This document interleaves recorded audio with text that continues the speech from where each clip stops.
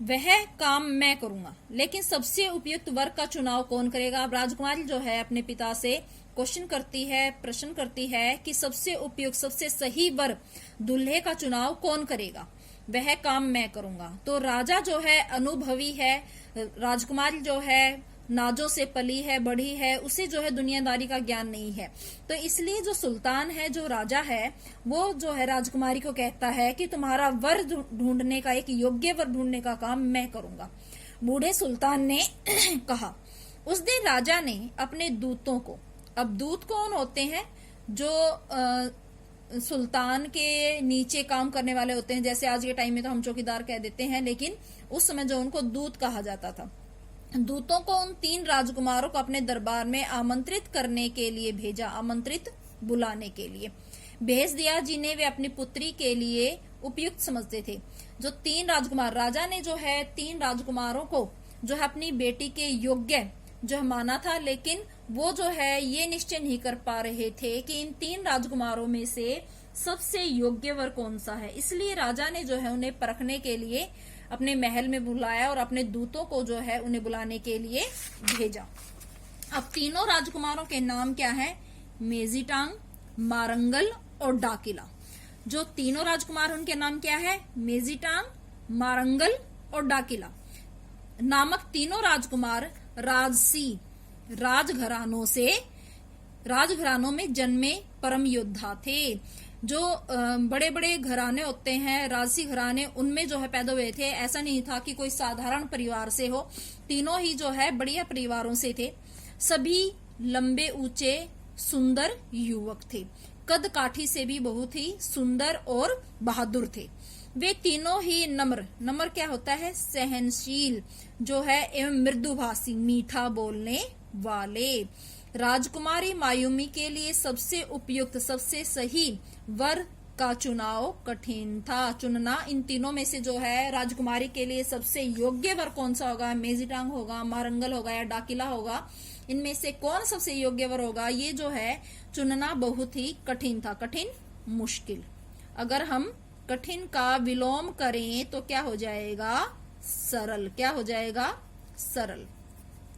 वह यह सोचकर खुश थी कि उसके लिए सुयोग्य, सु प्लस में योग्य, सुयोग्य क्या होगा? अच्छा मतलब सबसे अच्छा या योग्य वर जो है चुनाव उसके पिता को करना था। राजकुमारी जो है इस बात के लिए प्रसन्न थी क्योंकि तीनों ही राजकुमार जो है सुयोग्य थे, उनमें जो है कोई कमी नजर नहीं आ रही थी। तीनों बढ़िया घराने से थे, अच्छे खानदान से थे। तीनों जो है लंबे, ऊंचे, सुंदर और बहादुर युवक थे और वो खुश थी कि उनके पिता जो है उनके लिए एक अच्छे वर जो है अच्छा वर चुनेंगे। सुल्तान ने राजकुमारों का स्वागत किया और कहा, मैंने आप तीनों नवयुवकों को इसलिए यहाँ आमंत्रित किया है क्योंकि मैं यह बताना चाहता हूँ कि मेरी पुत्री अब विवाह के योग्य हो गई है। तीनों राजकुमारों ने मुस्कुराकर सिर झुकाए क्योंकि तीनों राजकुमार जानते थे कि राजकुमारी जो है विवाह के योग्य हो गई है। और राजकुमार ने जो राजा था उसने भी जो है तीनों राजकुमारों को इस बात से अवगत कराया। राजा ने फिर कहा, आप तीनों योग्य हैं और मेरे राज्य का शासन करने के लिए उपयुक्त हैं, सही दिखाई देते हैं। लेकिन राजकुमारी केवल एक राजकुमार से विवाह कर सकती। देखो अब तीनों राजकुमारों से तो राजकुमारी विवाह कर नहीं सकती थी, क्यों तीनों से कर सकती हो? तो ऐसा तो नहीं था ना, विवाह तो किसी एक ही राजकुमार से करना था। तो इसलिए राजा क्या कहता है कि मेरी बेटी एक ही राजकुमार से विवाह कर सकती है। इसलिए मैंने आप तीनों को एक महीने के लिए भ्रमण पर भेजने का निश्चय किया है। भ्रमण क्या होता है? घूमने।